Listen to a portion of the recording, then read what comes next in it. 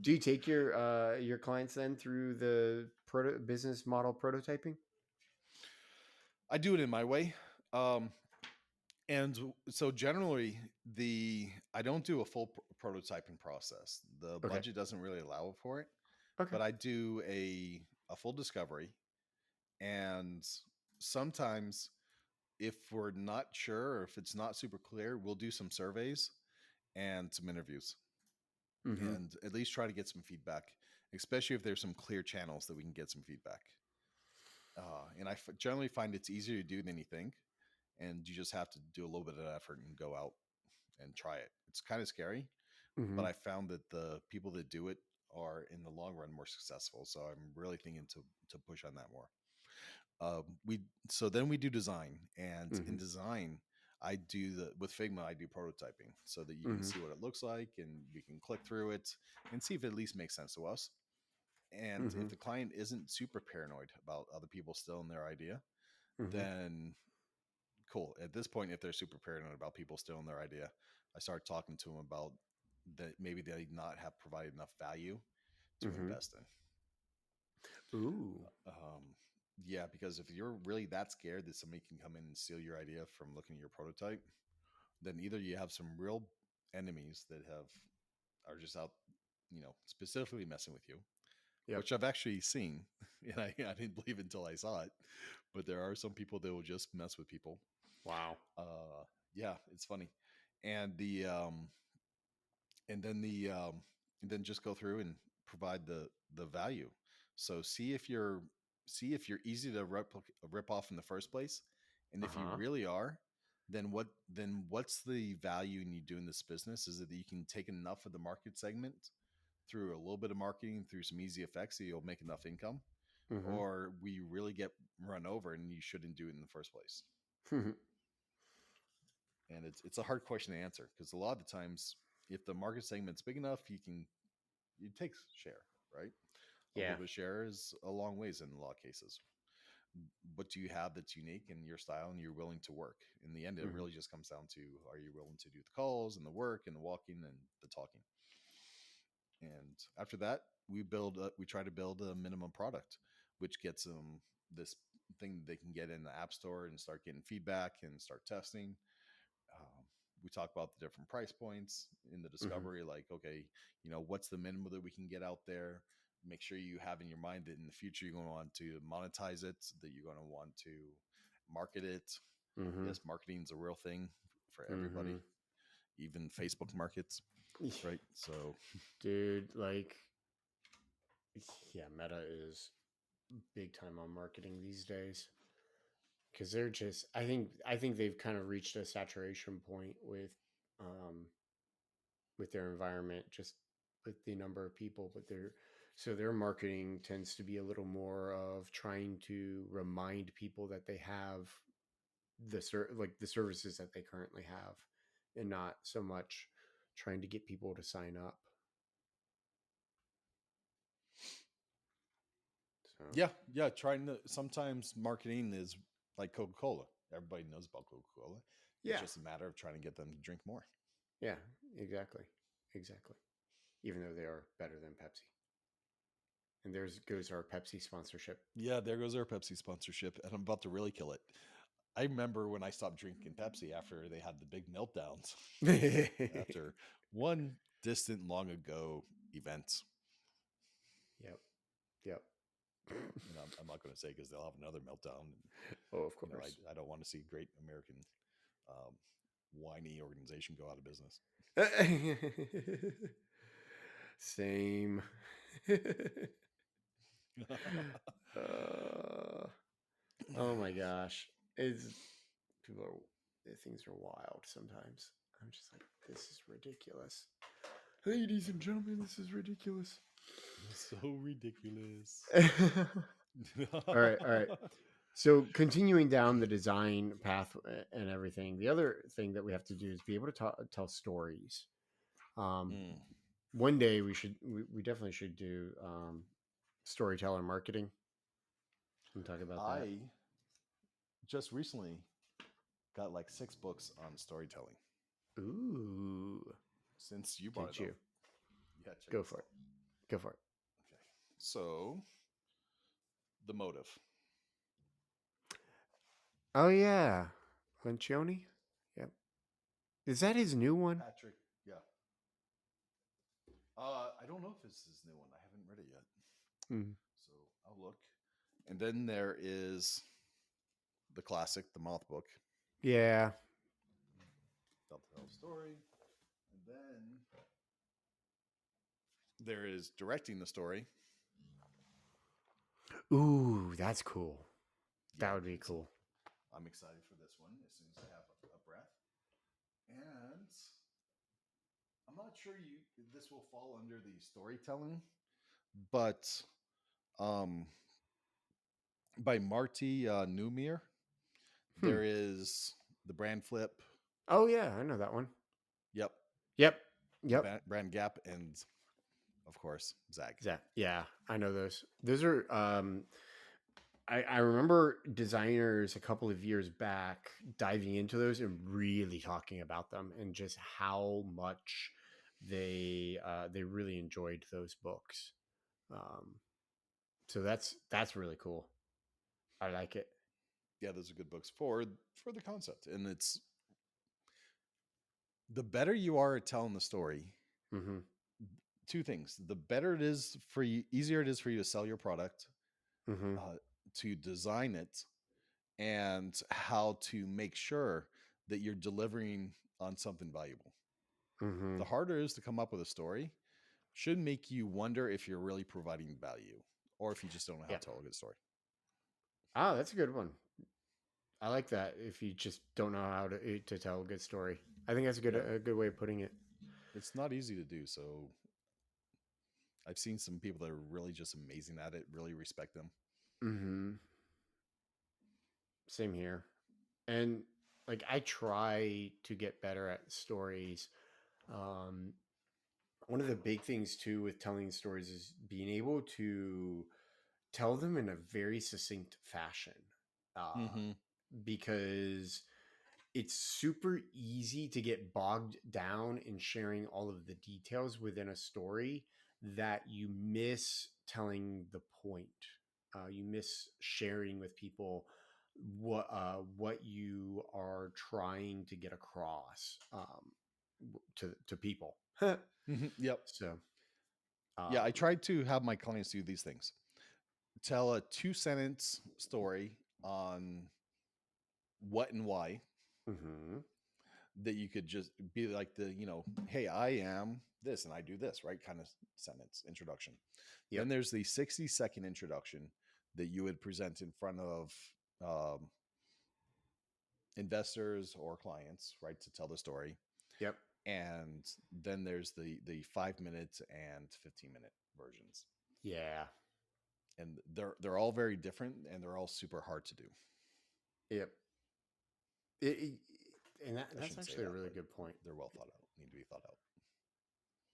But it's hard to think it out, especially if you're someone who hasn't is not used to telling stories. Mm-hmm. Um, One of the best pieces of advice that I have been given about learning to tell stories is to tell stories. Um, Repeat other Basically, stories. the concept of it is once a day, sit down and write a story about something that happened to you today, the current Mm. current day, and do Mm-hmm. that for 30 days. So by Yep. the end of the 30 days, you end up with 30 stories. And it's the idea of constantly telling a story that comes up so that you end up learning how to actually tell the story Oh, over see, time. I'm coming from a totally opposite creative side of the world. Mm-hmm. And for me, I take Dan Kennedy's advice. Take 30 days and every day write somebody else's story that was great. Ooh, that's a good one way of doing it too. I like that. Yep. And write that once or twice, and you'll learn from that what makes a good story Yeah. versus, stumbling on it yourself. So I like your version because it's really charming and romantic, like, shows the ability for people to learn. Mm-hmm. And what I like about mine is I don't have to be that smart. and I can learn learn from others in a faster way of what's great versus what I think is amazing about myself. Yeah. I think the part of the reason why the advice that people talk about writing your own stories is just stuff that you know. It's what you know and what you see, Hmm. and a lot of it too is you want to be able to. It kind of create. It's a way to create an attractive character for yourself Hmm. when it comes to marketing and stuff. But really, what we're talking about when it comes to business models, so bring it around to the Bring it back business home. models, bring it back home, is you really just want to tell, like, you kind of want to tell your customer's story from the Hmm. most part. But you can also tell like your employee story as well. I think they talk about both here. Um, so like someone who is a uh, like they talk about the company perspective about they use Amazon because Amazon created some cloud computing tools and such to be able to market and share or for internal use. And then Amazon said, wait a second, we created these wonderful internal tools. What if we turn like market these and sell these tools to people as a subscription? And Amazon and was able to create the Amazon Web Services (AWS) that way. Hmm. And they talk about it from two perspectives because they use their tools as well, and so they need to talk about it from an internal company perspective. So they Hmm. are their own customer, but then they also need to talk about it from an external perspective because even if you are your own customer, in such as in this case, your external customer is not going to have access like you do because if you are an internal customer you can Slack or message or you know exactly who to talk to, whereas if you're an external customer you don't know who to talk to for things. Uh-oh, face, you're making a face. Yeah, I'm thinking because Amazon really was exciting that they really started pushing the cloud thing in a lot of ways, right? They Yeah. didn't weren't the first to invent it, but they really drove it. Yes. And Yes. when I look back at that journey, and I remember that journey, it wasn't an easy one. It took them a little No. while to work through it and to reduce the complexity and to add complexity in meaningful ways. And it was a fun story. It is a fun story of seeing how they built something for themselves, Mm-hmm. to build the DevOps into it, and Mm-hmm. realized that this was a product that they could improve by bringing in the community, by supporting businesses, Yep. and they already had an amazing infrastructure. And the only thing that would happen is they would get better at serving their client base Yep. by expanding this and having others pay for it. Isn't the fun part? We want other people to pay for it. Isn't that the goal? Yes. I think they do it really economically, though. They do. The way they set it up is really phenomenal, especially the pay as you go, and then their Hmm. innovation with the lambdas is, I think, really cool to see because you don't really appreciate how well they set everything up until you realize, wait a second. So, uh, so for the up and coming developers, they who've only really known this world where you pay what you use, just like 15 years ago, that wasn't a thing. It was, Yeah, yeah. You have to build all this infrastructure, make sure you kept it secure, yep, make sure it didn't have meltdowns, and yep, then you have to figure out how to do that in multiple places. Good yep. luck. Oh yeah, very much. And it was just the costs became astronomical super fast. Oh, it is. Uh, Even now, I have some people that are like, I want to have a server farm. I'm like, yeah, oh, awesome. So you yeah, have 500,000. yeah, yep. Like, all I need is a computer. I'm like, oh, sure. You don't need any redundancy. You don't need real hardware. Good luck. No, You you don't need don't your need own real network. hardware. Well, and like you mentioned the Right? People have redundancy, this like that's image a that they can wonderful. have a little server, Yeah, right? And but then I'm like, oh, you don't even know about network connections yet, do you? yeah, or access lists. You don't know how Oh, to yes. secure that, or do you do Linux or do you Right. do I mean, Windows? if Which one? anybody could do this well, that server in the bathroom would have been sufficient. Never mind the never mind the steam from the shower. Right, right. I heard that some of the emails were steamy enough. Just gotta add a little extra, huh? We just added a little extra punch to that one. That was good. That was good. That was so much fun. Yay. Oh man. All right, all right. So I think we've talked about that. And the I guess the easiest way to describe developing a story, especially when it comes to designing and everything, is just tell the story of how your customer is going to use your product. Just like that that's start there at a Yeah, talk minimum. about the gains, the pains, and the the value to dos that you're giving to the clients. That's a good place to start. I like Yep. to be a little bit more interesting, and I like to say why you're the perfect fit for this. What Yes. was the avalanche moment that said, I am the reason that nobody else can do this? And I like to add a little bit of humor in there, and then really say, this is how we're going to drive the market. Yeah. Yeah, that's really good. Um my cat is complaining about something. Huh. I Poor don't know cat's what. not getting enough love. Did you lock in a shoebox? Here he comes. You Oh, little hello, cat. beast. He's also gained a little weight because I was out of town, and what ends up happening is people overfeed him because they don't like pay attention to his weight. Yeah, it's not your fault. That's what happens when you abandon your cat to somebody else. It's so Damn it! fun to make somebody else's kids and pets fat. You're looking forward to being a grandparent, aren't you? Oh, it's gonna be fun. I told my kids, hurry up. I looked at my 10-year-old. I'm like, get on it. Yep. There you go. Oh man. Yeah. Okay. That's what happens. If you Uh, start late, you have to rely on the next generation to start early. that's true. You do. That's sad. Well, it's kind of like one of those things where I'm like, just talking with somebody today. He just started dating this girl earlier this year, and now he's engaged to her, and now they're kind of like talking about getting married very quick. And I'm kind of like, all right, dude. Okay.